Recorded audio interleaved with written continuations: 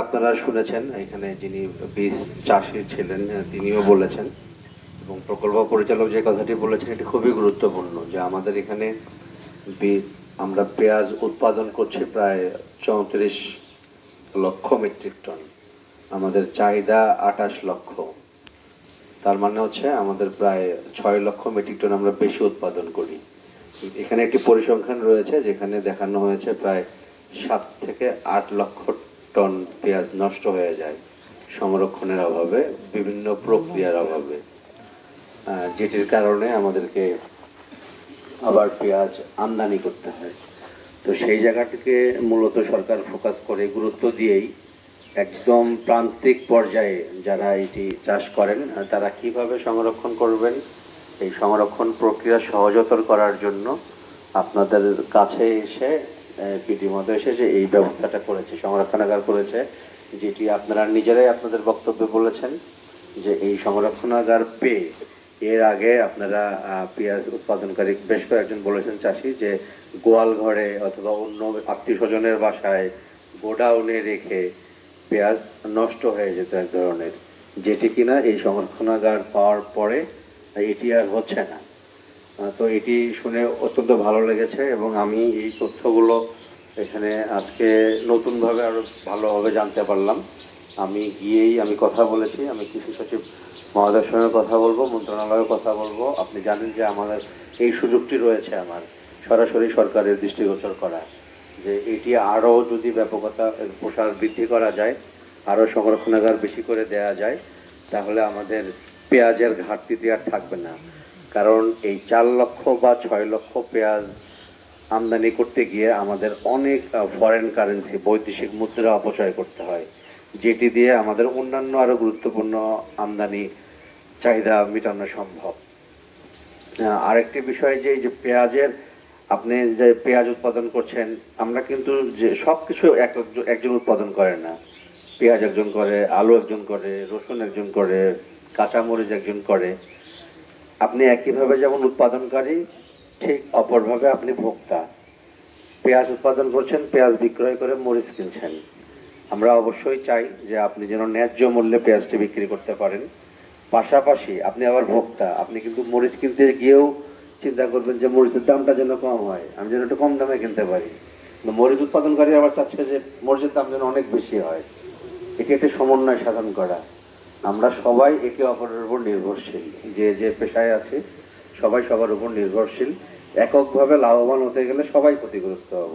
আপনি পেঁয়াজ বেশি দাম দিয়ে বিক্রি করে মরিচ বেশি দামে ক্রয় করছেন, আপনার আসলে লাভ হচ্ছে না। কিন্তু এই কারণে বাজার ব্যবস্থা মূলত স্থিতিশীল করার জন্যই এই উৎপাদন বৃদ্ধি এবং সরবরাহ সংরক্ষণ এটির উপর ফোকাস করেই এই ব্যবস্থাটি নেওয়া হয়েছে। আর যেটি এখানে বলা হয়েছে যে পেঁয়াজ দ্রুত পচনশীল, আপনাদের বক্তব্যে আপনি যদি আজকে দেখেন যে একটু এক জায়গায় পেঁয়াজের গায়ে মোরগ লেগেছে, একদিন পরে 5 কেজি 10 কেজি, প্রাথমিকভাবে ওনারা আপনাদেরকে হয়তো বা টেকনিক্যাল কারিগরি জ্ঞান যেটা দিয়েছেন যে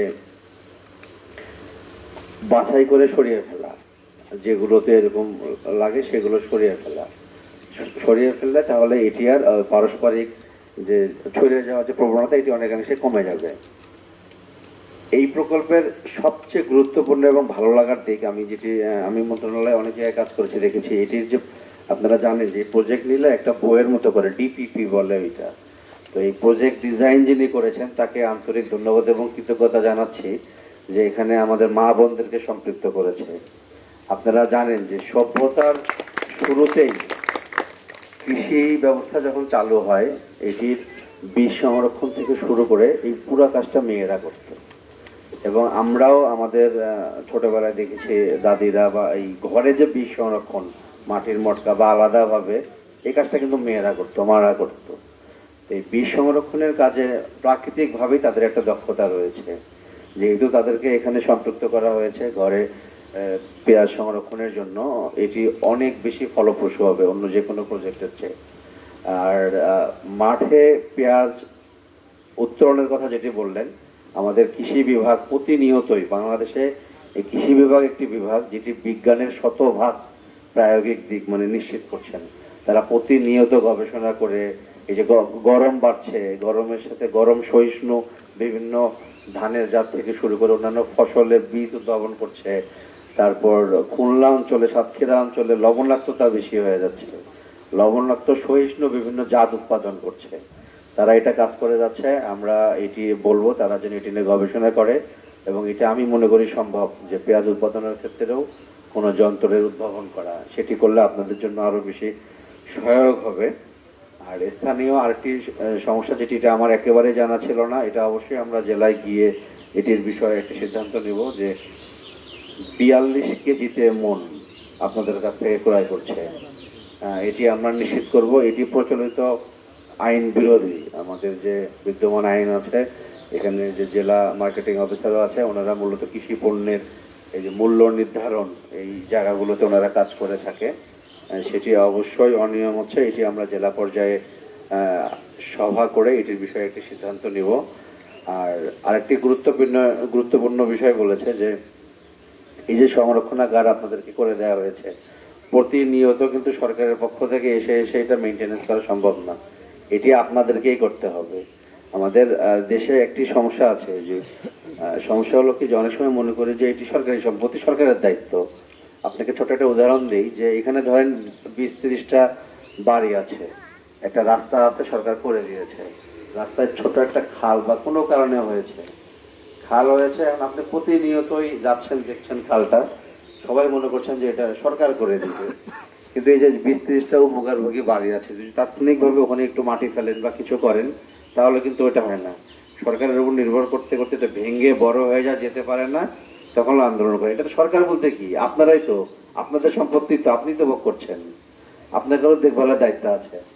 আপনি দৃষ্টিগোচর করবেন, সরকার আসবে, সবাই মিলে, আমাদের দেশটা সবার, এই রাস্তাঘাট যারা ব্যবহার করি উপকারভোগী, তাদেরকেও সচেতন হতে হবে। ঠিক একইভাবে এই সংরক্ষণাগারটা যথাযথভাবে আপনাদেরকে পরিচালন করতে হবে এবং পরিচর্যা করতে হবে।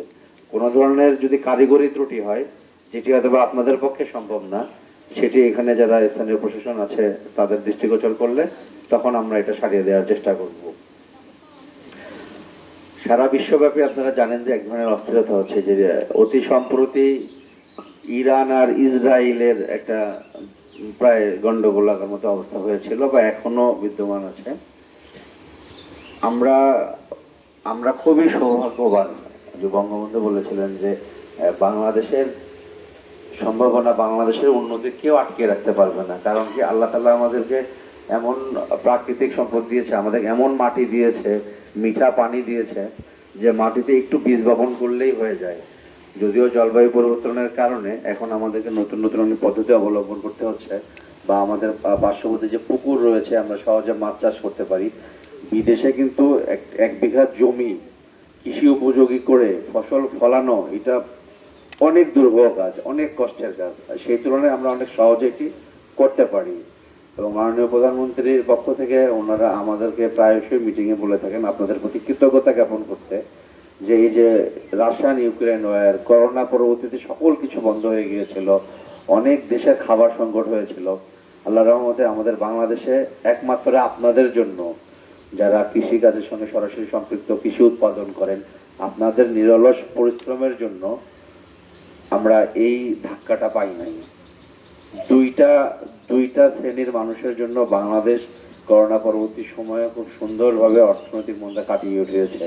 এক, আপনারা যারা কৃষি উৎপাদন করেন, আর এক হলো বিদেশে যে ভাইরা আমাদের কাজ করে, যারা ডলার পাঠায়, পরিবারে পাঠায়। এই দুই শ্রেণীর জন্য বাংলাদেশের অর্থনীতি খুব চমৎকারভাবে এখনো দাঁড়িয়ে আছে। তো আপনাদের প্রতি কৃতজ্ঞতা। আপনারা যেভাবে কাজ করছেন, দেশের প্রতি আপনাদের অনেক অবদান রয়েছে। আপনাদের এই কৃষিকাজ ভালোভাবে করার জন্য সরকারের তরফ থেকে যা যা সহযোগিতা, যে ধরনের পদক্ষেপ নেওয়া প্রয়োজন, প্রতিনিয়ত আপনাদের এই যে এরকম আমরা আলোচনার মাধ্যমে এই তথ্যগুলো নিয়ে আমরা সরকারের কাছে উপস্থাপন করব এবং যথাযথ সহায়তা প্রদান করা হবে, এই আশাবাদ ব্যক্ত করে আপনাদের সকলের সুস্বাস্থ্য কামনা করে আমার বক্তব্য এখানে শেষ করছি। ধন্যবাদ সকলকে। জয় বাংলা।